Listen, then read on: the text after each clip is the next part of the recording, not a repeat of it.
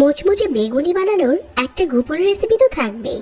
আজকে সেটাই দেখাবো, কিভাবে বেগুনি আপনি ভাজার পরও অনেকটা সময় ধরে ক্রিস্পি থাকবে আর এরকম মুচমুচে হবে খেতে। প্রথমে আমরা বেসনটা চেলে নিব। 1 কাপ বেসন নিয়ে নিচ্ছি আর এটা চেলে নিচ্ছি। বেসনের গুলা খুব বেশি একটা লাগে না, আপনি 1 কাপ বেসন দিয়ে অনেকগুলো বানাতে পারবেন।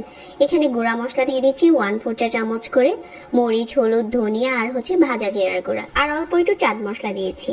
আজকে বেগুনের সিক্রেট হচ্ছে 1 চামচ চিনি। এই চিনিটা বেসনের গুলার সাথে ভালো করে মিশিয়ে তারপর অল্প অল্প করে পানি দিয়ে এভাবে করে হ্যান্ড উইক্স দিয়ে ভালো করে মিশিয়ে এটা মসৃণ গুলা বানাতে হবে।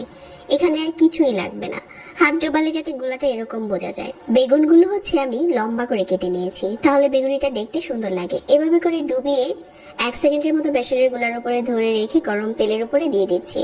আর তেলের ব্যাপারটাও এখানে খেয়াল রাখতে হবে, তেলটা যাতে কড়া গরম থাকে ওই পর্যায়ে এটা ছাড়তে হবে, তা না হলে ফুলবে না। এই টিপসটা অবশ্যই ফলো করবেন। তেলটা খুব ভালো করে গরম করে তারপর দিতে হবে, তাহলে দেখা যাবে সাথে সাথে ফুলে উপরে চলে এসেছে। এভাবে করে আজকে বেগুনিটা বানিয়ে নিয়েছি। যারা বেগুনির এই সিক্রেট রেসিপিটা এখনো পাননি, চাইলে ঝটপট দেখে বানিয়ে নিতে পারেন।